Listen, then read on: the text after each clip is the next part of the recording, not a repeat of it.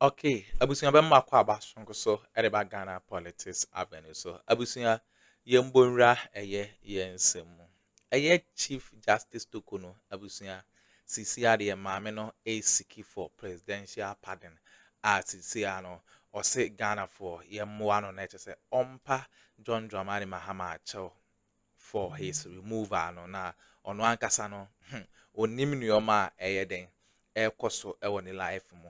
Solomon Owusu de ho nsɛm akɔ akɔtodwa a ɔkyerɛ sɛ maame no ɛyɛ sɛ yɛn nyinaa yɛboa no na ɔno ankasa no yɛtu ne fo ɛna wanti na sisi ano nneɛma ankasa ɛyɛ ayɛ too late nti no deɛ yɛnhwɛ na yɛmpa akyɛw ɛmfama maame na busua yɛnkɔ na yɛnkɔnkɔti nsɛm a Solomon Owusu de atodwa unsubscribe yɛ subscribe like na share ma afoforɔ nso nsa ntumi nkabi medamase na me hu say wo hu say enkwada na tunefu efutu bone o kan sem bi that is the government of the issue o say enkofo say ade na men resign but there is a judicial ruling there is a judgment and that's a ruling na e che say nya start process bi say a unya resign na obelusu entitlement na nisika kra so that is where the issue is entitlement afin na nia ba no say hey Capre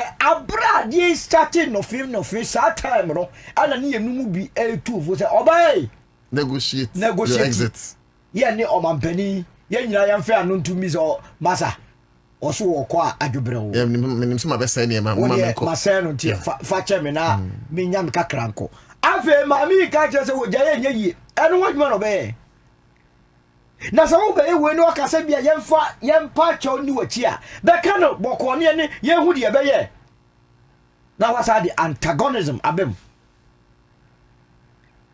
abedi ntro we are secretary ampa enya we yigu ho pa enya hwe na wasa kwa kotu socialist bi honam se mami sa quotation we MB before committee ne ta kotu pa ma me ka tell honam mo sa ade we free MB before na just mama ne MPP ne na fully and go to MPP ne ma me say MPP before na tro professor Akuffo mo na ta kotu sa ne mo we a German pastor your friend Martin Nimole okay Nimole yeah on the side they came from the socialists Namwale crowd have been so called Brazil first they came for the socialists and I did not speak out because I was also a socialist then they came for the trade unionists and I did not speak out for the Jews and I did not speak out because I was not a Jew then they came for me and there was no one left to speak. We MBB on beso musuno mbo mo kwasa for hini bia sa quotation for it to surface in your right hand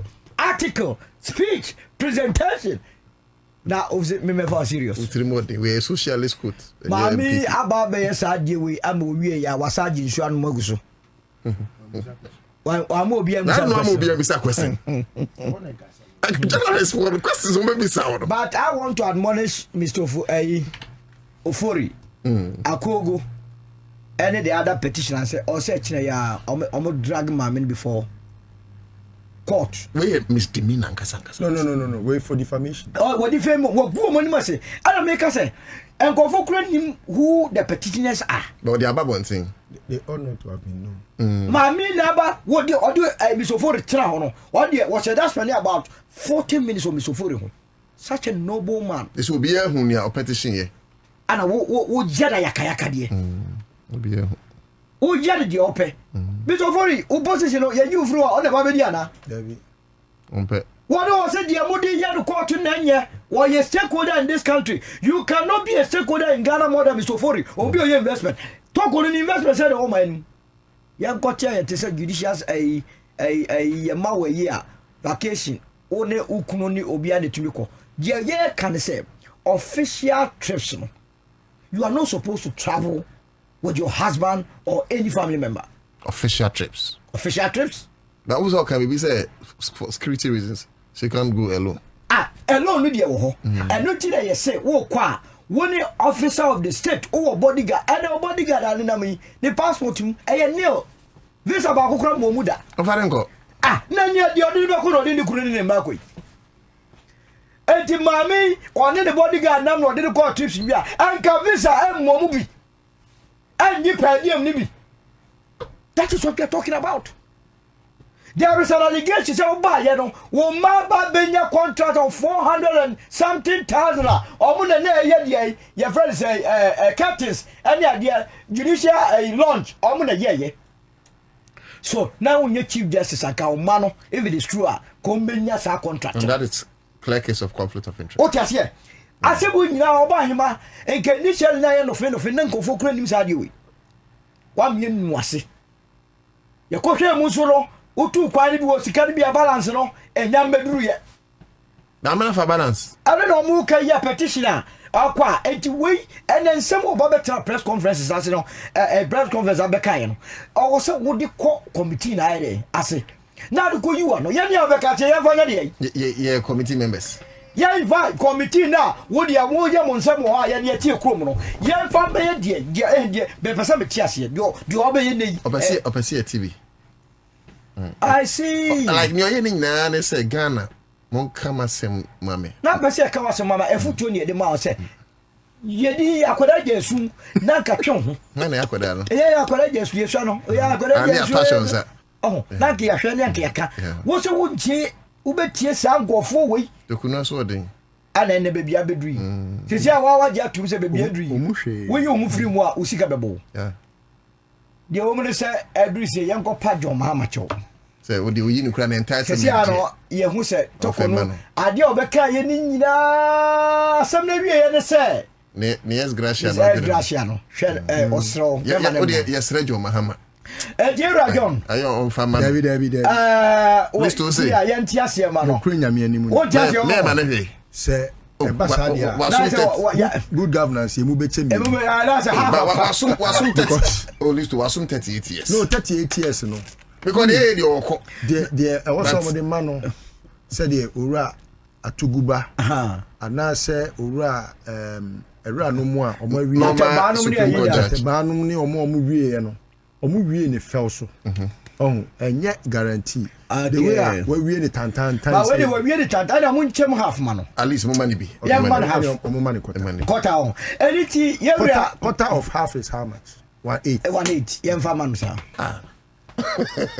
yes half a loaf is better than none yeah yes no because yes sir no to idea pa idea be wo de chire de abai wo mu ntia ye mfa me o ba ntimi nka se nyanse ni da bi ya nyanse sir but that ntimi nka de ko idea ta o ka na akwa yes you sexist ntimi nka se nyanse ni but idea no so why is it that Bema Semba Yanka of a Bema or buy different. So on Obani ya can you refer to Oba to say Bia Professor Jinana Pokwaji. So different. It is Uncle Fabi before Fra enter Saba. Then it means we are. But I say I'm buying some very respond. The way. Yeah. Torkornoo. It's not necessary. A buying can anuntum. They should allow the committee to work. I believe so. They should not respond anything. But there are certain issues. Mama man MPP NDC and say asemi. Government should not respond on anything. Because we have a committee in place. They should allow the committee. You see, the moment government comes in. Now, Baba says MPP NDC ni asem matter. But I was set to Trump. I'm responding for what? Yeah, but John Mahama please, they should allow very well. But the point is that they should allow the committee to work. And yes, undermine the power of the committee. We have a committee. But I think I talk on the last sheet. What by an MPP in NDC now say? But the last sheet, right? Because I mean, say concluding remarks. No, say go resign. Go resign. So I must say but after a year, should say, yeah, get Kevin entitlement. When is someone? Okone on farm money kuto bimu say only aban di asemwa ya adwene ho miensa so ti ase because one kasa usu no ban ya ene nyoma wo kire time a na wo leading na nya fe 100.5 the last days the oma afenyo ma ye 12 o'clock ye fale 3 o'clock near cast na judgment aba what is this where there is no crisis was all you can't use it there is a constitutional crisis. That crisis is no crisis. Mammy Tiano on one creative constitutional crisis or I didn't no catch it. Justice Jewu, a known MPP judge, contested with voter region no, as parliamentary candidate. ataade sorry a we lawyer Gawu Emma speaker of parliament say Gawu Mira anamura Mr. Papa we ya atade no shekura MPP atade wase anka mane e friend call from friends recuse ana on recuse no kakra was it be ye komu a ebi CPP for just she's Torkornoo I think professor on why the next MPP women organizer or person took Jim for the over kit before say the 100 year enye fe na efiti extra kono I expect the Ghana bar association na meeting ya boafo say na o kasa lawyer for ya omuni odipem we a clear case of say wa be gun ho ni mase me expect say the Ghana bar association ebe je omo license omo de ma no esan say wa gun ho ni mase na a lawyer for ne wo kromu a mbe say obuba be defend this atantade efiti extra de ko no mbe hye wanika resi betibanya lawyer accessory e wo phone so and any of the major lawyers in the country, I want to have almost some expert advice on the ruling. Okay, I feel that we higher craft and penny for Ben Waha, Igusudin Kumo, Lepokulisto, of course, you are the Nanusis here, a Solomon Owusu movement for change and Chomba political party. Over, Common one, Ikrem. Minya Solo Casano. Na adwene ba me tim see aside from any among ho amami ayi on say oye quotations be say there are behind her justices of the Supreme Court sympathetic position is trying to mean that about ye bo or no touch way ye de bebo ba wa what you say anaba na nipa re fini ho so ohwe judiciary ni msese ya does she have anyone that is like her, very disrespectful, very intolerant and intolerable? Yes. Very rude, arrogant. So rude. So like her. Is she able to tell who is like her? No, no, so rude. So rude. At the bench today. Is she able to tell? Oh. You see, Mahama no. Like I've said, obi here say ye bema adwimu yare ayarehwe ehia no. Em say ade no wana anye ho. My test is live you cry advisor respond mo be fa de he de ko. Me pacho if you na you see government respond, but I'm surprised they are. I mean, I was also of the view say. Me pacho you take care bind the no. And penifo say the jawa near the aswa. No. Say some of these things no. O man pattern respond they are not buying. There be o man slide there. Aban there. E Ghana for aban, enya NDC for and e yomo. Wa wa to the matum. And your man all cano. It was say I hear in fact why? Yenya a perspective yeah. A nationalistic of course. Ujai we mane kwa. And no be form an opinion. I think minimum by adwene you say what you just said. As rabbin na suno party. Send this in a respond a different. No, where about we a government for all of us. Your mind and mind you say say ujai asem to wa. Na wa money muaya. Ebe say your silence would have meant consented to dear.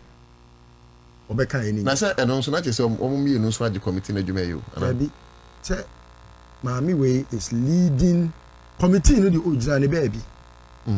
What you say? The committee in the baby jina bedwam no mo sha say omo so ye public discourse there. Then now it is a committee no. Can Tempted to make public what ought not to be public. Exactly. The committee in there omo nyina baby omo jina.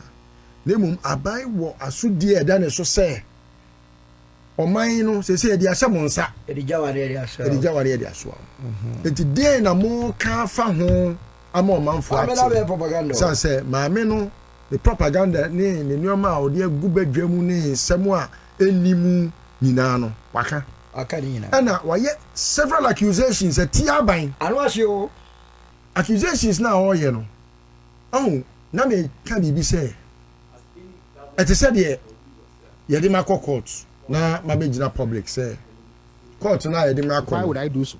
nyansa nim abababo bi ani That will be the basis for me to play such a call. I have never spoken to the Chief Justice in my life. Second, no government official has played such a call. If individuals in their private capacities, in their private lives believe that they have a relationship with her and want to call on her to act one way or the other, it is a personal decision that she would have to take. But government or the president cannot force her or even suggest remotely that she should resign. So that must be placed on record. To be fair to her, I don't think that she said that any government official has asked her to do so. So we must also correct the records as they stand. Yes. Yes. The first time the Chief Justice leaked her own response before getting to the president. The second time, she chose to go the presser and level serious allegations against the government. Do you suspect that the Chief Justice has an ulterior motive to paint this government black? Well, I cannot ascribe any motive to the Chief Justice except to express regret over an act that may appear to violate the Constitution. But I don't think it would be fair to ascribe any motive. As I said, she has every right to adopt any measure she believes will aid her make her case, except that we all know that it is better to do so using lay down processes. Beyond that, I don't think that anybody can ascribe any ill motives to her. We have a responsibility to correct any misimpression created about how the president has acted. That is the responsibility that I am discharging today. That is all that there is today. Indeed, if there had been no references to murdered judges and the venue, which is a state facility, or some political vendetta or agenda, I will not be addressing you. If it had been purely based on sentiments about the outcome of some court cases or even the process that the committee is using, we would have no locus to wade into the matter. If the committee is minded and they have a way to engage the public, so be it. But I have only addressed you for the sole purpose of correcting what is a false impression that there's some political agenda at play or that the venue has been chosen for purposes of intimidation and as a way of using some dastardly occurrence in the past. Okay, abusuawe ne ensema ekọ so ewo political highway so eye Solomon Owusu ena oche se Chief Justice Torkornoo sisi ade maame no acheopa ena chese ye de kokoma John Dramani Mahama na chese ode ne bone chane ebeda masese mo je pene kokoti sa ensemwe edemai aha Ghana Politics Avenue so unsubscribe subscribe like na share ma for front so and sa into me and kabi medamase